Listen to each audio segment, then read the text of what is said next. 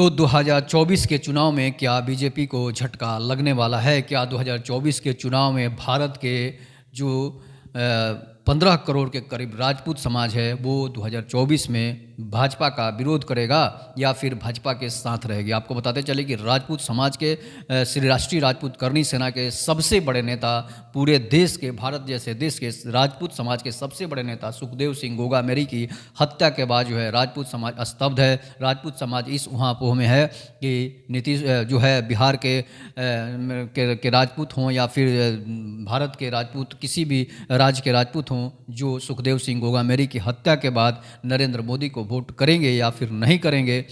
राजपूत समाज जो है वो ना तो योगी को सबसे बड़ा नेता मानता है, ना राजनाथ सिंह को नेता मानता है, ना बीपी सिंह को मानता था, ना चंद्रशेखर को मानता था। अगर राजपूत समाज किसी को नेता मानता है अपना, अगर नेता मानता था तो वो सिर्फ और सिर्फ सुखदेव सिंह गोगामेरी ही थे, जो सिर्फ और सिर्फ राजपूत समाज के लिए लड़ते थे। अगर वो चाहते तो उन्हें सांसद का टिकट मिल सकता था, विधायक बन सकते थे, लेकिन उन्होंने सिर्फ अपनी जो है राजपूत समाज के लिए जीने मरने की कसम खाई थी और राजपूत समाज के लिए ही अमर हो गए। मैं आपको बताते चलूँ कि शहीद सुखदेव सिंह गोगामेरी जो राजपूत समाज के लिए शहीद हुए हैं, उनके जो है मौत से, उनकी जो हत्या से जो है राजपूत समाज स्तब्ध है। और राजपूत समाज अब भाजपा से ये मांग कर रहा है कि उन हत्यारों का एनकाउंटर किया जाए, नहीं तो राजपूत समाज में काफ़ी आक्रोश है, गुस्से में है राजपूत समाज। आपने देखा किस तरह से सुखदेव सिंह की अंतिम यात्रा हो या फिर सुखदेव सिंह के लिए धरना प्रदर्शन देना होगा, हत्यारों की गिरफ्तारी के लिए धरना प्रदर्शन देना हो, उसमें आपने बयान सुना होगा राजपूत समाज के लोगों का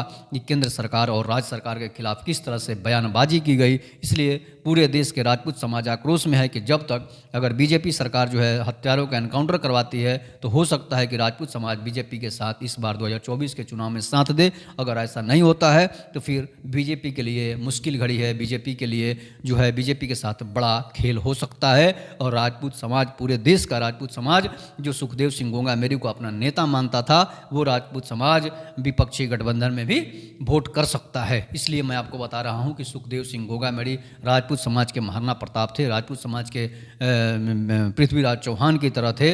इसलिए राजपूत का अगर कोई नेता उभरा था तो वो सिर्फ और सिर्फ सुखदेव सिंह गोगामेरी ही थे, जिन्होंने राजपूत समाज के लिए हर कोई कसर नहीं छोड़ी थी। जहाँ भी राजपूत समाज का कोई समस्या होता था, हत्या होती थी, वहाँ पर वो किसी भी राज्य में पहुँचते थे, चाहे तेलंगाना हो, चाहे जो है कर्नाटका हो, चाहे मुंबई हो, चाहे बिहार हो, चाहे उड़ीसा हो, चाहे अंडमान निकोबार हो, विदेशों तक जो है सुखदेव सिंह गोगामेरी राजपूत समाज की समस्या को लेकर जाते थे और उनकी मदद भी करते थे।